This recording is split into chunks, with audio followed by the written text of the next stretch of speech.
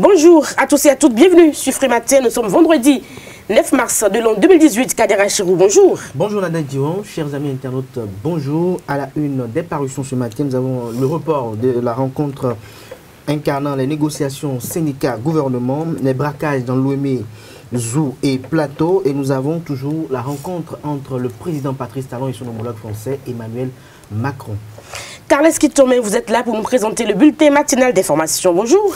Bonjour Nadège. Et le 8 mars, comment l'avez-vous célébré? Belle fête. Ok. De toute façon, elle se prolonge dans l'actualité avec plusieurs activités ce 9 mars. Mais l'actualité au Bénin reste marquée par la marche programmée par le FSP pour ce jour. Nous parlerons dans le débat de faits de société. Elles sont des femmes, elles sont célibataires, parfois avec enfants, et c'est franchement compliqué pour elles de se recaser. Nous en parlerons dans un instant dans le débat. Et puis les sports, nous parlerons donc de la Fédération béninoise de foot qui a rendu public hier les noms des sélectionneurs nationaux des écureuils U20 et U17. Bienvenue, bonjour. Voici pour vous tout de suite et maintenant la une des journaux, une présentation de Kader Achirou. Bonjour à nouveau, chers amis internautes. Le Télégramme met sous presse ce vendredi 9 mars 2018 en manchette. Négociations syndicats-gouvernement. La rencontre prévue hier a été avortée, toujours avec le même canard. En deuxième titre, à la une, braquage dans l'Ouémé et le Zou. Le chef de la brigade de Bonou mis aux arrêts, son complice tombé sous les balles de la police républicaine. Bénin Intelligence, célébration de la GIF à Djougou. Le plan de Talon pour les femmes est à découvrir dans les colonnes du journal, toujours avec le même canard. Signature d'accord inter-association, l'OSCJ et la JCI Bénin mutualisent leurs efforts. Le matinal, système partisan, un nouveau rendez-vous attendu, toujours avec le défi d'une génération. Gouvernement syndical et négociations reportées. Libération à présent, gestion du pouvoir d'État. Thomas Boniaï disqualifié pour donner des leçons de gouvernance à Patrice Talon. Ses complices et lui devraient répondre de tous les crimes économiques qui ont émaillé ces deux quinquennats, estime le confrère de Libération. L'autre vision dans sa vision diplomatique, titre en manchette, diplomatie agissante de Talon à Paris, l'axe stratégique 2 de PAG en marche. Talon séduit par la pertinence de ses projets. Fraternité, maître Sadiko Alao sur le dossier faux médicaments. La vraie responsabilité pèse sur l'État béninois, toujours avec Fraternité, réforme dans la fonction publique. Le gouvernement lance la dématérialisation du processus d'avancement d'échelon des agents de l'État. Adjat Matisse modernise la gestion des carrières.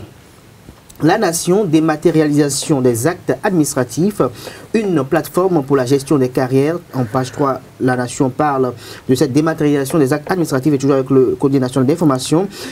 Girls Day au ministère de l'économie et du plan, les ENEAM à la découverte des directions techniques. Matin libre, risque d'une année blanche dans l'enseignement, élèves et parents s'affolent.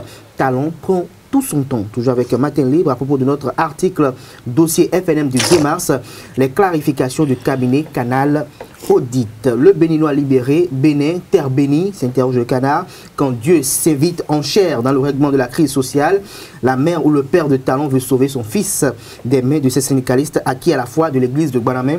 Le canard affiche en manchette la photo de parfaite de Banamé. Le pays émergent, menace d'abandon sur le chantier de l'entreprise Offmas à Porto Novo pour non-paiement de leur émolument, des ouvriers en colère contre Mathurin de Chacus. L'économiste, déclaration fiscale via le numérique, la direction générale des impôts se modernise. Le grand jury, passe-droit et rétro-commission sous le régime défunt, un deal nébuleux de 15 milliards entre Ebomaf, Yahi et Lionel Zinsou. Le Soleil Bénin Info, 10 ans de gestion calamiteuse du pays sous la refondation. Boni Yahi et ses valets ont mis le Bénin à genoux. Tous les naufrageurs du pays devront répondre de leurs actes. La dépêche, gouvernance au sommet de l'État. Après les confidences, Talon doit passer à l'acte. La source de l'info pour finir. Chasse aux fonctionnaires fantômes et indélicats sous la rupture. Comment le gouvernement a pu rater le DG à Berne, s'inquiète le confrère. Merci à vous, Kader Achirou, pour la présentation de la une des journaux. Nous passons au bulletin matinal d'information à présent. Chers amis internautes, bonjour. Bienvenue au bulletin d'information de ce matin. Le Front pour le sursaut patriotique sera encore dans les rues de Cotonou ce matin pour une marche de protestation. Le cortège partira de la place de l'Étoile Rouge vers la Bourse du Travail en passant par l'église Saint-Michel. Esaü TV vous tiendra informé des revendications à l'origine de cette nouvelle sortie du FSP. Cette marche a lieu, rappelons-le, au lendemain des négociations manquées entre le gouvernement et les centrales syndicales. Hier, 8 mars, la journée internationale des droits de la femme a été célébrée sur l'échiquier international. Au Bénin, c'est la ville de Djougou qui a abrité les manifestations officielles. À cette occasion, votre Web TV a tendu le micro à la Peace Lady 2018, Evelyne Kelom, qui s'est prononcée au sujet de cette célébration. Féministe tant qu'il le faudra est le thème de l'édition 2018 de la Journée internationale pour la défense et de la promotion des droits des femmes. L'initiative que les Nations Unies ont prise de célébrer la journée du 8 mars et de la consacrer Journée internationale des droits des femmes est une très belle initiative, puisque c'est une occasion qui est saisie pour parler de la promotion des droits des femmes dans chaque pays du monde. Et donc, tant qu'il y aura à faire sur le chantier de la promotion des droits de la femme, il y aura toujours la célébration du 8 mars. C'est une occasion, c'est un temps pour marquer une pause réflexive, pour penser aux conditions de la femme, faire l'état des lieux et voir si les droits des femmes sont respectés, tout au moins le minimum. Je ne dirais pas que le but est déjà atteint, mais je dirais quand même que le but est déjà en train d'être atteint. Vous savez, le respect des droits des femmes est un idéal. Et tant que c'est un idéal, nous avons à faire des efforts, nous avons à faire du chemin, du parcours pour atteindre cet idéal-là. Le mérite déjà des Nations Unies, c'est de marquer une pause chaque année, le 8 mars, pour dire, écoutez, femmes et hommes de l'humanité, marquons donc une pause pour réfléchir aux droits des femmes. C'est une grande avancée et tant qu'il y aura des choses à conquérir sur le chantier de l'égalité, de la justice, de la promotion de la femme et de l'équité, il y aura le 8 mars. Le thème retenu pour cette année, c'est féministe tant qu'il le faudra. Féministe tant qu'il le faudra. Féministe tant qu'il le faudra, ce thème nous interpelle. Ce thème nous interpelle et nous invite, d'abord nous interpelle sur les droits des femmes, sur l'égalité, sur la justice, et met donc l'égalité, les droits des femmes et la justice au cœur même de la célébration de cette année. Mais c'est un thème qui nous invite à travailler de manière à mettre un terme aux inégalités qui marquent le genre, aux violences faites aux femmes. Et tant qu'il le faudra, ce thème nous invite à revendiquer l'égalité entre les femmes et les femmes d'une part, et à revendiquer également l'égalité entre les femmes et les hommes partout. L'École supérieure d'administration, d'économie, de journalisme et des métiers de l'audiovisuel, ESAE, organise du 18 au 20 avril prochain une sortie pédagogique au profit de ses étudiants. L'hôtel Bel Azur de Grand Popo est le site prévu pour accueillir les activités. Les membres du comité d'organisation présentent ici le programme de cette sortie. Suivez. Nous sommes en train de mobiliser nos camarades pour la sortie de la semaine culturelle que nous organisons sur Grand Popo du 18 au 20 avril prochain. Cette semaine culturelle, avant, nous n'avons pas eu l'idée de sortie. Nous le faisons à Cotonou ici. Mais le comité de cette année veut innover et l'innovation, c'est de déloger la fête de Cotonou sur Grand Popo. Donc le fondé et le président d'organisation, M. David Quentin, a accepté cette proposition de la part des délégués et nous sommes en train de le faire. Actuellement, nous sommes en phase de la mobilisation des étudiants, c'est-à-dire ils vont payer des frais, 20 000 francs comme frais de participation pour cette semaine culturelle. Donc nous sommes en train de le faire. Actuellement, il y a beaucoup d'étudiants qui ont eu envie de participer à cette fête. Et encore, vous voyez, nous avons plusieurs sessions. Nous avons la session francophone, nous avons aussi la session anglophone et ceux de Parakou justement. Donc, comme ceux des anglophones, ils sont des étrangers qui sont venus au Bénin, nous voyons toujours bon que si nous fêtons notre fête à Grand Popo, ça serait quelque chose de culturel, quoi, vous voyez, parce qu'ils vont découvrir, ils vont essayer de voir ce de quoi le Bénin est capable, les richesses que nous disposons, vous voyez. Donc c'est un peu ça. Donc nous sommes en train de le faire.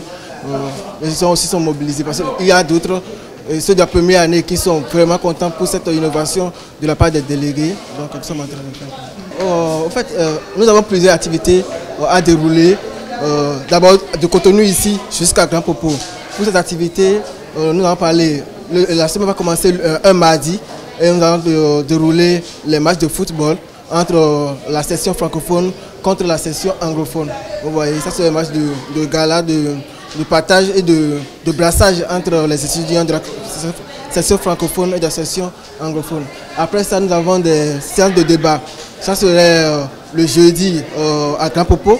Nous avons les séances de débat, nous avons les chorégraphies, les interprétations. Et cette année, l'année passée, on avait eu à faire défilé de mode. Mais cette année, nous avons changé de défilé de mode et on a mis Miss Esaü. Donc cette année, on aura fait l'élection de la Miss Esaü. Je pense que cette sortie, c'est une bonne initiative, puisque ça permettra pour d'aucuns de visiter une fois l'hôtel Belle Azur, des gens comme moi, bien sûr.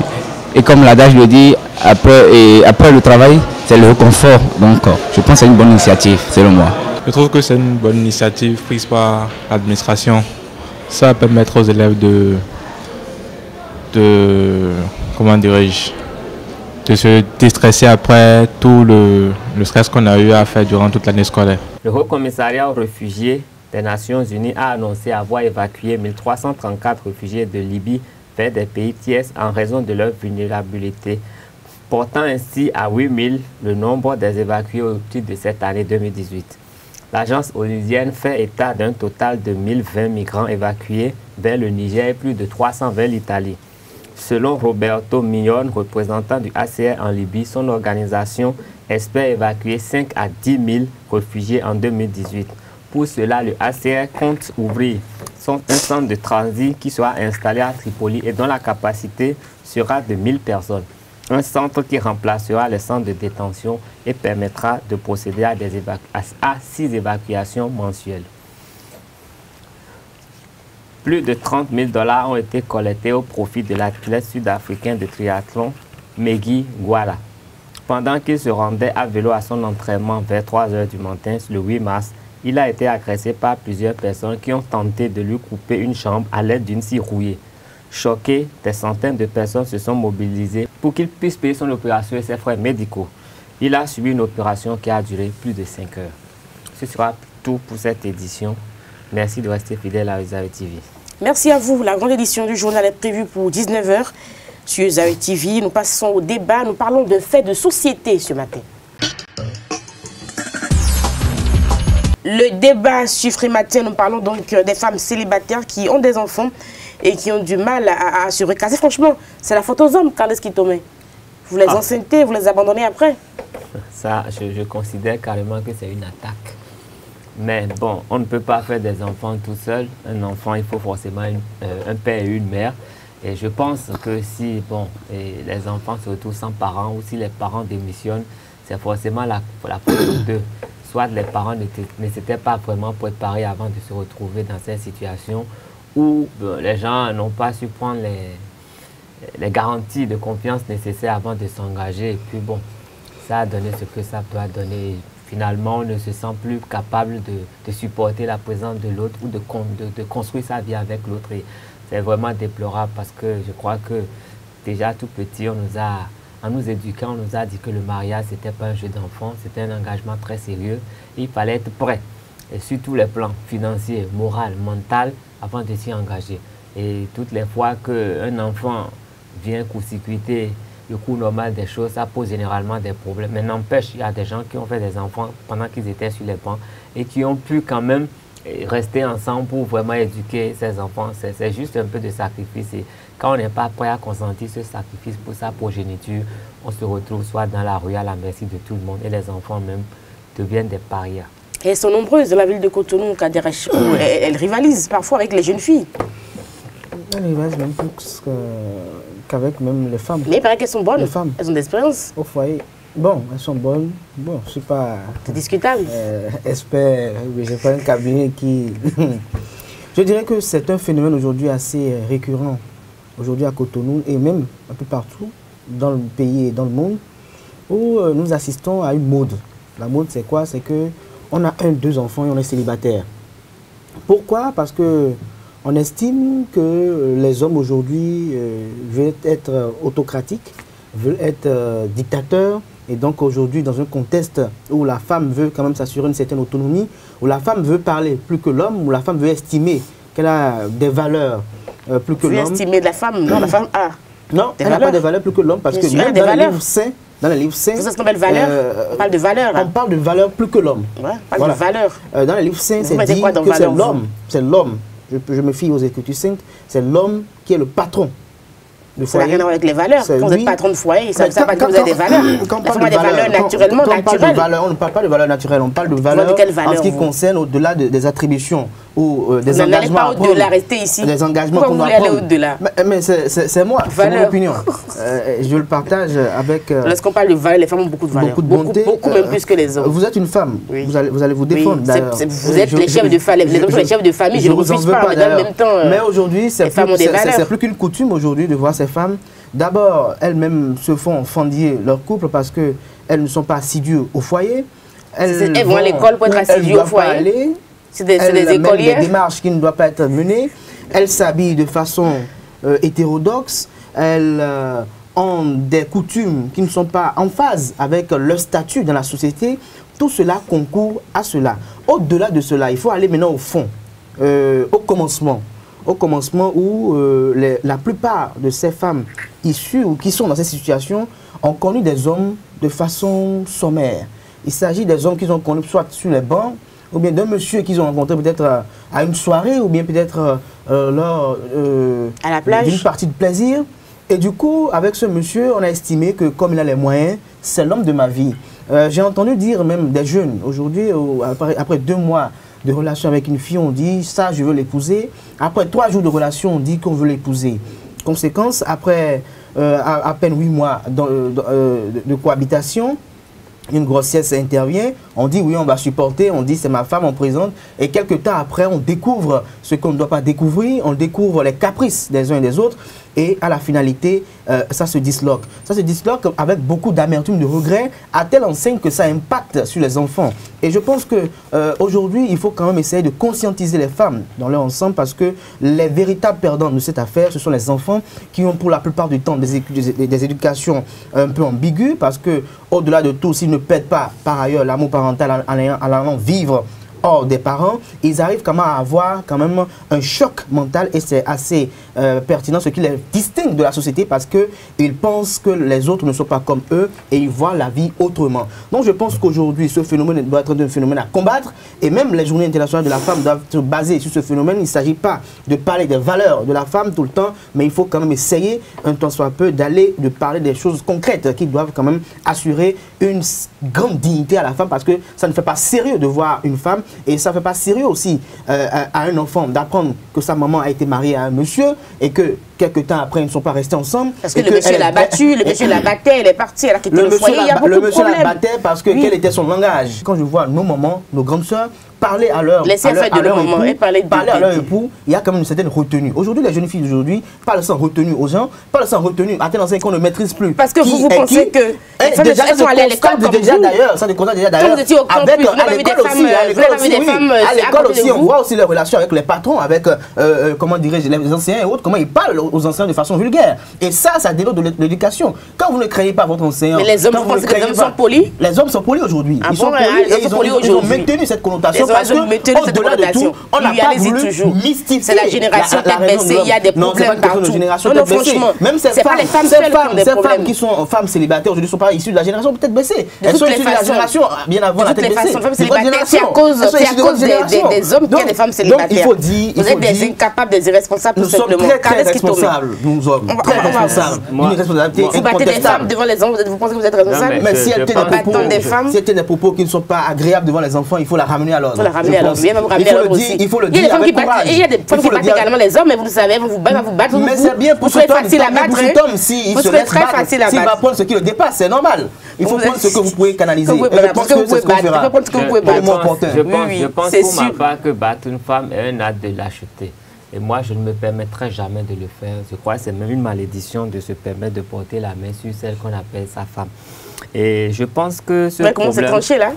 Vous êtes fier. Non, non, non. C'est votre avis, vous le partagez. Non, non, pas du tout. Je pense quand même que ce problème est devenu un fait de société assez important et qui prend de la proportion dans notre environnement. Et il serait important de penser à lui trouver des solutions.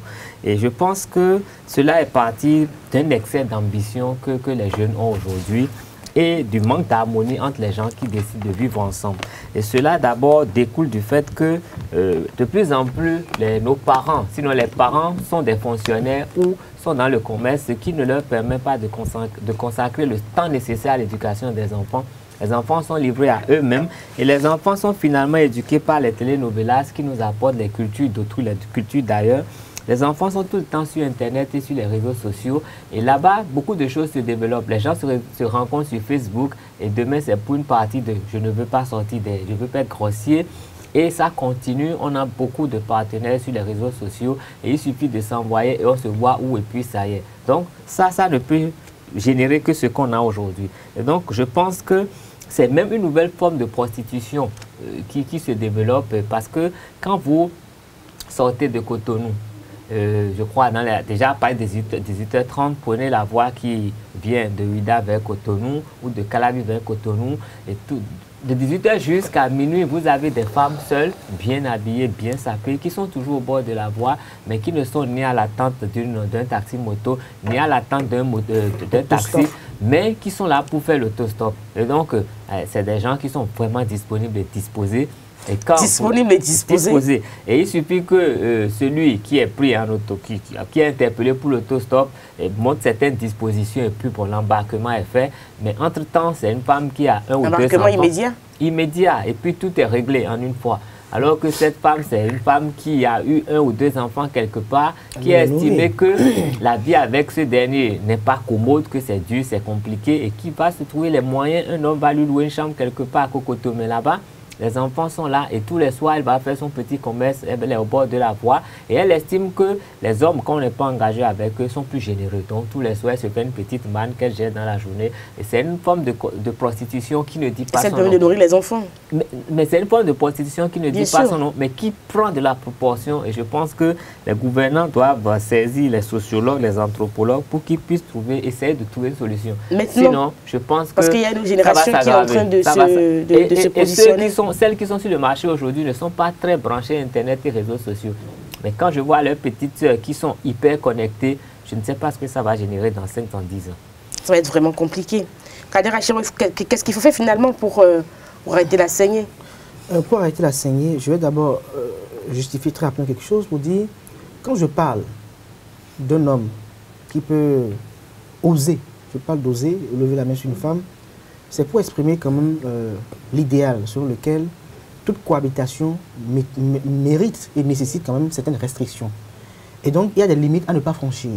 Parce que quand on met déjà dans la tête des gens que vous êtes tout permis et qu'on ne peut pas faire certaines choses, ça donne libre cours à certains excès de zèle que je ne voudrais pas quand même qu'on oublie. Parce que notre société est une société africaine et il y a quand même des normes coutumières à nous. Alors, pour pallier au phénomène aujourd'hui, il faut impérativement, dans les écoles, dans les universités, déjà même dès le bas âge, déjà à travers les différentes fondations qui interviennent dans le domaine de l'éducation, avoir des séances d'éducation des enfants, de changer avec les enfants de façon sans tabou, avec ce que c'est que le sexe réellement, et de les amener à aller à des relations en toute sincérité, en toute vérité. Parce que la vérité, la sincérité est la base, ou le socle, je dirais même, de toute relation durable et pérenne. Il ne sert à rien que l'on se rencontre tout jeune et qu'on estime que parce que papa est ministre, parce que papa est honorable député, ou bien parce que papa est colonel des forces armées, on estime que papa vit mieux et donc on peut tomber grosse pour ce garçon sans penser que ce garçon aujourd'hui qui n'est pas encore adulte, mature, peut demain, dès qu'il aura goûté à certaines saveurs de la vie, changer de langage parce que l'homme est un éternel homme à changement. Donc je dirais au finish qu'il faut quand même impérativement que dès la base, il faut attaquer l'éducation de ces enfants. Maintenant, en ce qui concerne ces femmes qui sont aujourd'hui livrées, je dirais, dans la circulation, qui sont de véritables problèmes, parce que ce sont elles qui détruisent les foyers, parce qu'elles sont des femmes d'une certaine génération qui vont traiter. Je voudrais préciser quelque chose. Si ces femmes-là arrivent à quand même mener leur activité commerciale de ce point de vue-là, c'est parce qu'elles ont des clients. Donc, on a tout fait de condamner ces femmes-là. Si elles passaient toute la nuit au bord de la voie sans avoir de clients, je pense qu'elles feraient mieux de se replier chez elles. Donc, je pense que c'est des deux côtés. Tout le monde est, en fait, partie à et vous les aimez aussi, les femmes célibataires avec enfants? Tout le monde joue un rôle. Donc, parce qu'elles sont plus matures, on a tout fait de les condamner. C'est vrai, le phénomène est déplorable, mais il faut dire que les hommes ils ont une responsabilité incontestable. Il y a des hommes qui préfèrent prendre celle qui est au bord de la voie. Mais il est devant vous, et vider tous les sous qu'il y a dans sa poche et ne pas être capable le lendemain d'assumer le nécessaire pour que ses enfants aient à l'école. Donc, je crois qu'il vaut mieux modérer un peu. Pour conclure, allez-y rapidement. Je dirais. Mais vous les préférez quand même? Pourquoi vous avez cité cette question? C'est vrai qu'il y a quand même une sorte de maturité parce que, comme on l'appelle dans le langage coutumier, ce sont des blessés de guerre. Dans ce sens, il y a la guerre, elles comprennent certaines réalités que les jeunes filles de 18 ans, 19 ans ne comprennent pas. Voilà. C'est vrai que parmi elles, il y en a quand même qui sont conscientes et qui sont issues quand même de certaines affres ou dégâts causés par des hommes dans leur vie. Elles gardent des séquelles. Je ne vais peut-être pas narrer une histoire d'une femme que je connais qui a 3 enfants, qui l'a fait avec l'homme qui l'a déviergé. Et du coup, parce qu'elle aurait appris que cet homme était marié et l'a dupé pendant des années, du coup, elle a rompu le lien et elle est tombée dans la débauche. Ça, c'est un cas parmi tant d'autres. Il y a beaucoup de cas comme ça qu'on peut essayer quand même de défendre. Mais dans le même temps, il faut que l'homme aussi fasse une halte dans sa quête perpétuelle de vouloir pisser partout et de vouloir quand même essayer de penser à tout ce qu'il doit faire. Il faut quand même qu'il le fasse avec conscience, avec beaucoup plus d'amour et responsabilité. Merci. Parce que je dirais aujourd'hui qu'au-delà de ce cas qui se passe, il y a également un autre point que les prochains jours, on va peut-être en débattre. Ces hommes mariés qui préfèrent aller avec les étudiantes, avec les élèves, les filles de 16 ans, 17 ans qui sont un peu matures, qui ont peut-être de belles rondeurs, qui préfèrent aller avec cette femme. Et du coup, motive la pensée de ces filles à tel enseigne qu'elles ont des ambitions tellement démesurées que dès qu'elles rencontrent après à la finalité, une fois qu'on les a lâchées, un jeune homme comme Kader, voilà, qui a un salaire minimum, qui veut peut-être l'épouser, du coup elle estime quand même qu'il faut lui acheter une voiture d'abord, il faut que Kader soit en TXL Prado avant peut-être de venir la chercher peut-être pour juste prendre un petit coca. Et pour prendre le coca, il faut peut-être aller à Débonnaire, à côté de l'aéroport, ce qui n'est peut-être pas à la hauteur. Merci à vous Kader et merci. C'était le débat plutôt intéressant ce matin, fait de société. Nous allons passer donc à l'horoscope et au sport sur Free Matin. Les sports sur Free Matin, foot, encadrement technique des équipes nationales de catégorie d'âge. La Fédération béninoise de foot a rendu public hier les noms des sélectionneurs nationaux. Bonjour Larios. Bonjour Nadège, bonjour à tous. Valère Wandinou, l'ancien adjoint du technicien nigérien feu Stéphane Ketchi, est nommé à la tête de l'équipe nationale junior. Il sera assisté de Bruno Goudjo Adoula au poste de sélectionneur adjoint et de l'ancien international gardien de but des écureuils Rachat Chitou. La sélection nationale cadette sera quant à elle dirigée par Lafiou Yessoufou, entraîneur de l'Assos de Porte-Nouveau. Jonas Nounayon sera son adjoint et un autre ancien goalkeeper des écureuils, Jean-Louis Noumarayan, va entraîner les gardiens de but. Ces techniciens nommés vont échanger avec les membres du comité exécutif de la FBF aujourd'hui même du côté de Porte-Nouveau. Oui, au siège de la Fédération béninoise à Porte-Nouveau, les termes de leur contrat à la tête de ces deux sélections nationales vont sûrement être discutés à cette rencontre. Nous parlons à présent arts martiaux. Hier, jeudi 8 mars, les femmes étaient à l'honneur. Dans la plupart des pays du monde entier, le sport féminin est mis en veilleuse devant le sport des hommes. Jeudiel Kiki, médaillée de bronze en taekwondo au dernier championnat du monde francophone, et Océane Ganero, championne d'Afrique en titre en comité des moins de 55 kg, donnent leur avis sur cette situation. Je pense que les femmes ont beaucoup plus de potentialité que nous les hommes, nous négligeons. Ça c'est vrai. Si on remarque, sur le plan international, la majorité des athlètes de haut niveau sont femmes. Si nous prenons Noli Yarigo, c'est une femme. Odile Awonwanou, c'est une femme. Océane Ganero, c'est une femme. Et Merveille Zinsou, c'est une femme. Nafisat Haji, c'est une femme. Donc je pense qu'il faudrait qu'on fasse... Voilà, et j'en passe. Donc il faudrait vraiment qu'on fasse la promotion de la femme. Et je pense que le Bénin ira encore beaucoup plus de l'avant. Le football, c'est une discipline à part. C'est un sport collectif. Il y a de ces sports masculins, féminins. Au karaté, il n'y a pas de karaté masculin, karaté féminin, c'est le karaté.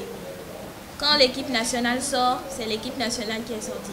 Alors que le football, on va dire c'est l'équipe féminine qui est partie jouer, c'est l'équipe masculine qui est partie jouer. En fait, je n'ai pas voulu dire sport féminin parce qu'il y a des sports qui sont aussi bien masculines que féminines, masculins que féminins, qui sont plus priorisés que d'autres sports. C'est pourquoi je n'ai pas voulu faire féminin. Sinon, au karaté, c'est les résultats qui parlent. On envoie, si on sent qu'un garçon est plus performant qu'une fille, c'est lui qu'on envoie. Si une fille est plus performante qu'un garçon, c'est la fille qu'on envoie. Voilà. Du basket à présent pour boucler cette page des sports. Avant de donner les affiches de la troisième journée du championnat national de première division, voici quelques résultats du week-end dernier. Dans la Ligue Atlantique Littorale, Destiny a été battue par Renaissance chez les hommes, 62 contre 86. Énergie et Aspac, 86-63. AOL UAC, 68-41. À présent, les affiches de ce week-end. Renaissance Basketball Club joue Aspac chez les dames au Hall des Arts demain samedi. AS Fala dans l'Ouémé, dans le département de l'Ouémé Plateau, va jouer contre Élan. Et Élan Homme va discuter cette troisième journée face à Asso Modèle. Merci à vous, pour la présentation des sports.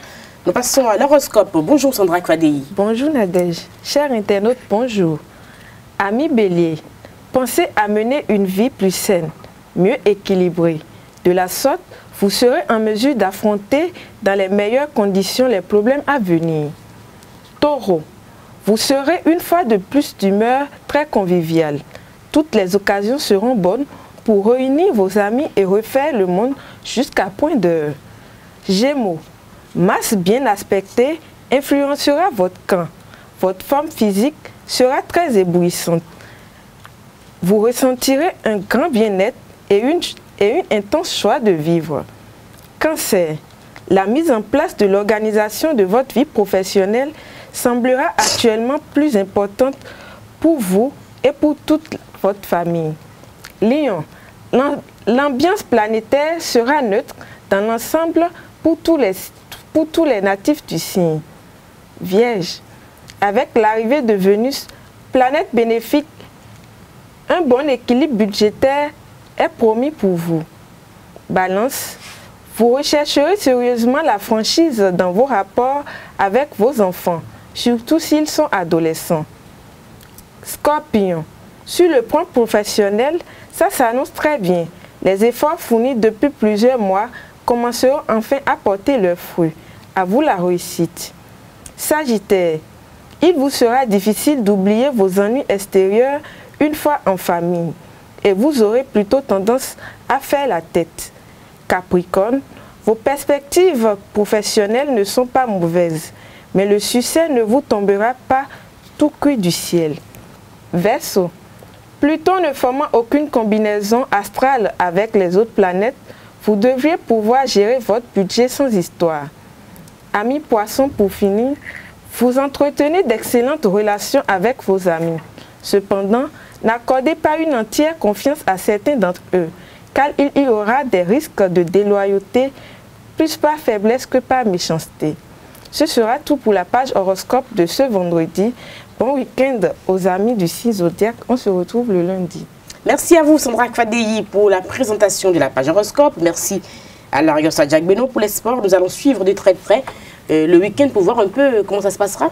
Oui, déjà, nous promettons aux amis internautes que la rencontre de ce jour à Porto-Novo entre les nouveaux sélectionneurs nommés, nous irons pour leur rencontre le lundi de la teneur des discussions. Merci à vous, merci à tous et à toutes pour l'attention. Agréable week-end en compagnie de nos programmes. Portez-vous bien, au revoir. À lundi prochain.